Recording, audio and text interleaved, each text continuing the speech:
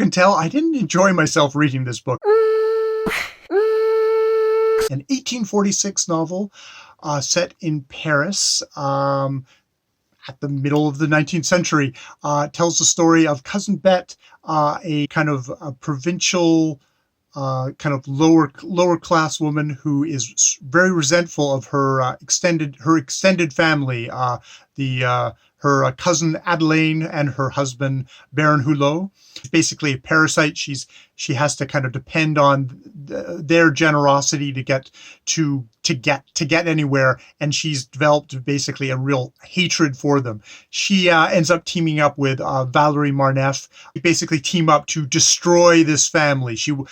Cousin Bette wants to rip them down, cause them horrible suffering. Valerie Marneffe is a very conniving woman who she wants money, she wants possession, she wants all the fine stuff of life. Now, the family that she's actually going after, Adelaine Hulot, is sort of the paragon. She is the saintly woman married to Baron Hulot, who is at the beginning of the novel you think is okay, yeah, he's French, he's got a mistress.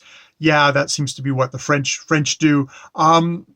As it goes along, the first third of this book is basically just introducing all these characters. Indeed, you get about a third of the way through and he says, and thus finishes our introduction. It's like definitely a different vibe than we're just going to tell you about everybody in long and detailed sentences, beautifully written sentences. But as I went along, my view of Baron Hulot became more and more disgusted. He and a fellow basically have set up young girls, pampered them, educated them, basically crafted them as their I guess the classy way to say is courtesan. They're prostitutes, and this child prostitution from when they started up this, and there's all the implications that indeed they were used that way from the very beginning. There's a very gross thing of Creval, who is kind of a co-compatriot, kind of competitor. He's a tradesman versus Hulot being more of an aristocrat, of saying like, oh, I wanted to be kind of basically a father, a teacher, and a lover all in one. It's just like that kind of level of grossness to the situation. So they're prime targets for Cousin Bette and Valerie Marneffe to kind of prey upon, and indeed they get ensnared in the thing. It seems like no man in this book is going to be able to resist kind of the seduction of women like Marneffe, who are basically going to just use their feminine wiles there to seduce men. Where on the other side you have Adelaine, who are the saintly women, very much kind of the same thing of the kind of the angel in the house of the Victorian literature of like, they don't complain, they're submissive, they would never give their husbands any trouble. And indeed, at the very beginning of this book, Creval, his co-compatriot, is actually tries to seduce Adelaine and is rebuffed, and he reveals, your husband's been sleeping around with all these women. He stole my mistress away from me. And she's like, oh, I know this, but I always forgive him. I would never ever kick up a fuss because the family is the most important thing. I lose all, Adelaine, maybe you could start, I start admiring at one point, but by the end, it's like, no, you're as bad as somebody who's like married to a serial rapist and who knows about it and still supports them. I'm putting it in very strong terms there, but I feel that grossness about Baron Hulot of like, you doing this, you supporting him in the name of quote family is sick and gross in itself. Maybe if you can tell, I didn't enjoy myself reading this book. It took me a long time to read, and I tried to think about like why this book rubbed me the wrong way so much. And I think a part of it is just the feeling of, I think in the end, kind of nihilism. And I've got a quote here. Madame Marneffe was the axe, Elizabeth the hand that wielded, and the hand was striking blow upon rapid blow to demolish that family, which from day to day become ever more hateful to her. For hatred continually grows, just as love every day increases when we love. Love and hatred are passions that feed on their own fuel, but of the two, hatred is the more enduring.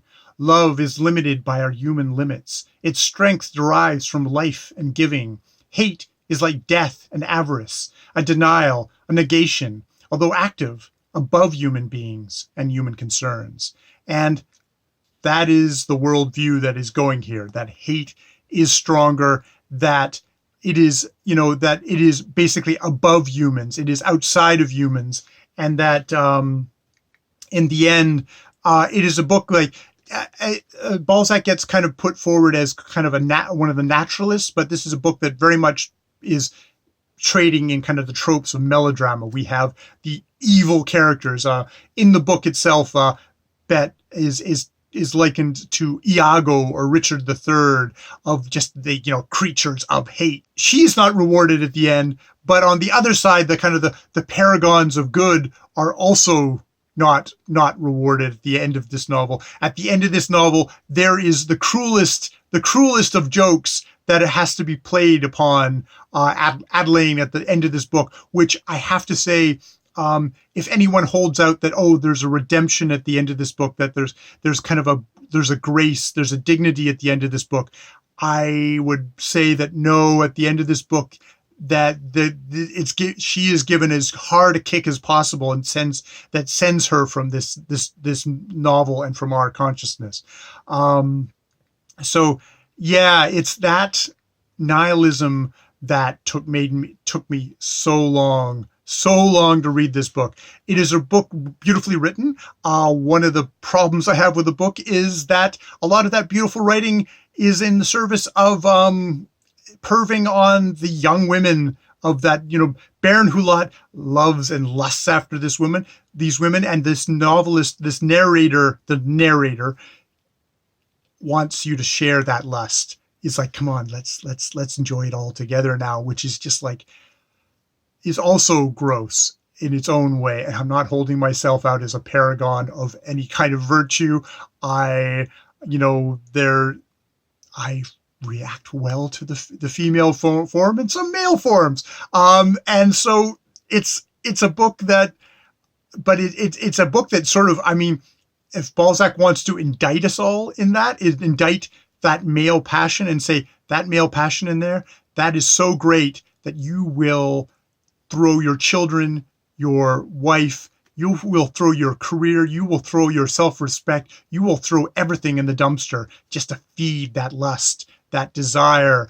It's like, that's really confronting. That is really, really confronting and unpleasant. And I fight against that. And I fought against that through the entire novel. It was an exhausting fight. It was an exhausting novel for me.